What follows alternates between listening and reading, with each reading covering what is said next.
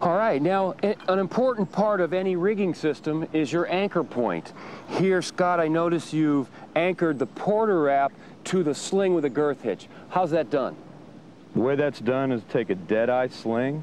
It's important that the sling have a large eye. I run the eye through the bottom anchor point on the Porter wrap, the tail of the sling through that eye, making sure that I properly tie, dress, and set all parts of that sling. And I notice you've got a large eye splice in that sling, right? Correct. Here I've got a much smaller eye splice in this adjustable sling or whoopee sling, and I'm using a clevis shackle, a heavy clevis shackle, to attach to the Porter wrap. All right, now here we've got the Porter wrap attached to the sling and the sling attached to the tree with a cow hitch. We could also use a timber hitch. What about the lowering line? Let's take a look at how it works in the Porter wrap, how you attach it, how you take your wraps, and how you might tie it off or cleat it off.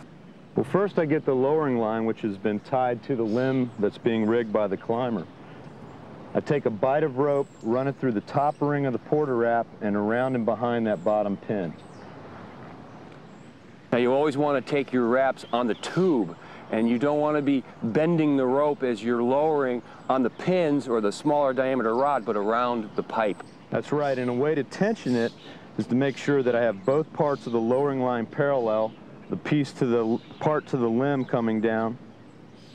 Right, and I can see you can get good tension there. Another good point is to rig the Porter wrap as low as I can on the tree. It enables me to be able to work with it. I then take a number of wraps depending on what the climber has told me to take, depending on the weight of the load. If I need to tie this off, I take 4 to 5 wraps. If it's a very heavy load, I can take even more. Right, wrap it up good so that you don't have that tension working against you when you're uncleating it later. And just use a cleat hitch to these pins, and I'm finished and able to go do something else.